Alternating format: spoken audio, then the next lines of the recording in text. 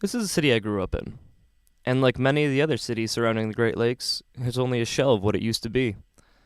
We're usually the butt of sports and weather jokes in the US, but oddly enough, I feel like those are some of the things we're most proud of.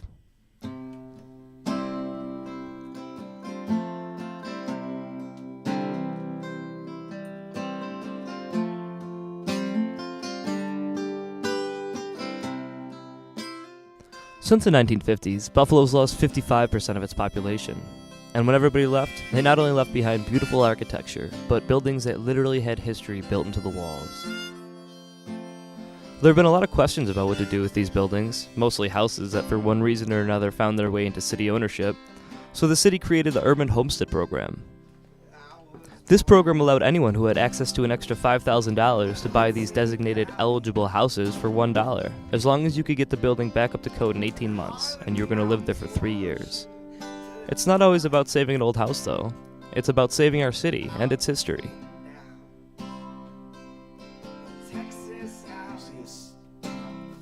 This is Mike. I was recently told that he's the unofficial dollar house guru of Buffalo, but I know him more commonly as a longtime friend and writer for BuffaloRising.com. I admit that when I first saw Mike's post about the dollar house program online, I thought he was crazy. Nevertheless, it interested me, so I searched online and followed some other dollar house buyers. As I followed their stories and saw the character and beauty of the houses they were fixing, I admit I got to feel a little jealous. Well, it's funny, I tried promoting this house on my blog for about 6 months, and I was like, look, this is a great deal, it's in a wonderful neighborhood, it's one of only a few houses you can buy for $1 that's also eligible for historic tax credits from the state and the federal government. You should do it. It's a double, it'll make you money, and if you do it right, it'll pay for itself in a couple years between the tax credits and the rent you'll get while you're living here. And I had a couple people kicking the tires. I probably had a dozen people, I'm interested in the house, and then show them photos, and they're like, oh God, no, I don't want that. And then a couple of my friends were like, Mike, you're looking for a project, and I was just convinced I don't want a full gut rehab. I wanted one a while ago, and then I saw how involved it was, so I looked at maybe like 7 other houses in the neighborhood, and none of them panned out. And I was just like, well, I've convinced a couple other people to look into it as a good idea, and I kind of convinced myself that this is the one I should buy, so I bought it. So from start to finish, it was actually really decent to deal with the city. From the day I decided to acquire it to the day I closed, it was about 3 months, which is not too bad, especially for non-traditional real estate transaction. Well, there weren't any really hiccups or anything, because I think they expedited it a little bit because I was buying it over winter, so they're concerned, if it's the worst season to buy a house, to kind of push the paperwork quicker if they can. But I closed on Valentine's Day, so I've owned it almost 3 months. So from owning it for 3 months to being almost completely gutted and having some substantial work done, like this porch up here and getting all this reframed, seems pretty good, at least to me. So if I had to guess, you had the front bedroom up there in the bay. Maybe this was a bedroom. Maybe the bathroom was here. And then you can tell the way this is framed out, this bedroom was different. So, I don't know. They did it right. When they converted, they did it right. They could have really hacked it up, but thank God it was done early enough when they actually still cared what the end product looked like. I think the biggest issue was just something I put on myself. I was just so concerned. I was like, okay, it's going to take at least 2 months, probably 3 to get from start to finish, and the house is definitely going to burn down between now and then. Like, it's just going to be gone. It'll be just my luck. It's sat vacant for 7 years, and then a firebug gets to it, like the day I close. But thankfully it didn't happen like that. It's one thing to have a citizen spend their hard-earned money and fix up their own homes, so I had to wonder, why aren't the developers and contracting companies jumping on these houses? Surely they'd have the resources to fix them up. In an effort to find out the commercial side of the argument, I sat down with Craig, an employee from a local contracting and demo company. A lot of times you do see that, like a lot of times when we get phone calls for people that want an estimate on demolition, it's usually a couple different things. It's someone completely from out of town that bought the property as an investment property, and depending on the neighborhood, it basically gets run down. You get very bad tenants that destroy the house, and you have to put a lot of money in to keep rehabbing it, and sometimes they're just fed up with it, and the house is so destroyed now, I'm better off just demolishing it.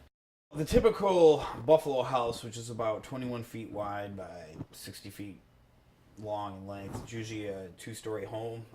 Typically, if you were to just demo the house, a clean demo could probably be anywhere between $10,000 and $15,000. Frankly, if an engineer tells me it's not safe, why try and save it? I mean, especially when you have someone that's going to put money into the city of Buffalo on the waterfront to build something new. Hey, how can you turn that down? I mean, you can only save so much. So. But then again, deciding how much can be saved really depends on the person. Kitty, the executive director of Buffalo Reuse, would probably disagree with Craig. As I was led through the stacks and stacks of amazing pieces at Buffalo Reuse, I could just feel the passion that she had for the rehabilitation of this city. For the most part, we have it. A little house, and she has these awesome feet that come out from this house with these ruby slippers on it. It's so fun. My name's Kitty Lambert-Rudd, and I'm the executive director of Buffalo Reuse. We're an organization whose mission is to recycle, reduce, reuse, or repurpose items from homes in Buffalo, buildings in Buffalo, businesses in Buffalo, and we take everything, I mean literally everything except clothing and paint and some chemicals.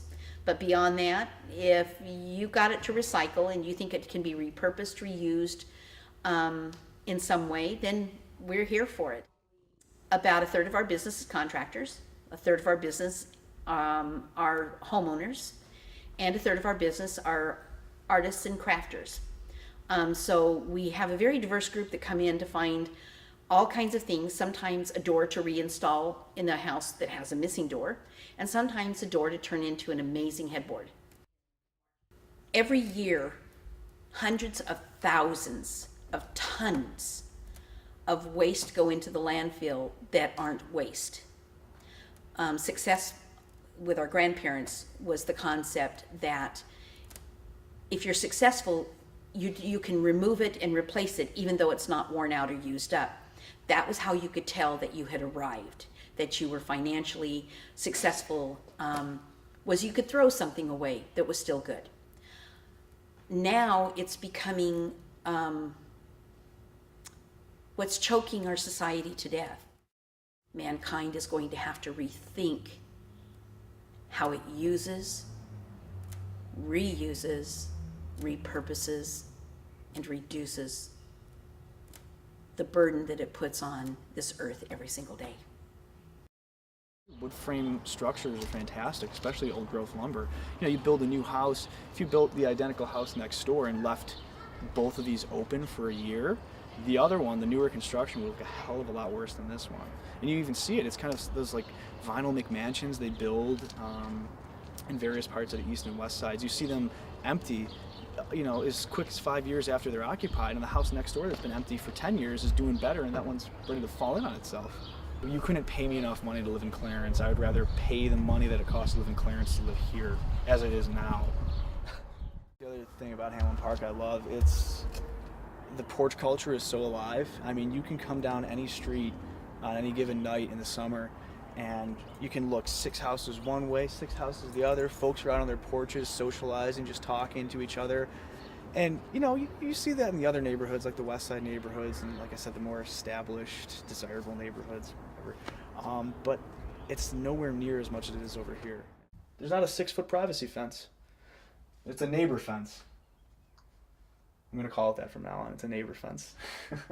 You could talk to everybody. Yeah, exactly. And like I said, see, these guys know what's up with their 2 barbecue grills for one house. I'm gonna hop the fence next time they're cooking, invite myself, bring a 6er, and just have a good time. Socialize with the neighbors. That's pretty awesome. Yeah. Yeah, that's how it goes down in Hamlin Park. It's great. Nice.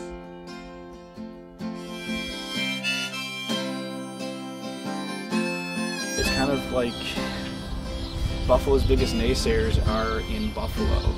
You know, it's just people that have been here for so long. They're just, you know, it's only going downhill. It's never going to get better. But it seems the tide is changing, especially as younger folks are, you know, coming back and taking over and saying, look, these neighborhoods haven't seen investment in years, and I'm interested in an urban lifestyle and starting a life here. And you know, this investment keeps rolling through neighborhoods. It's great. I know it's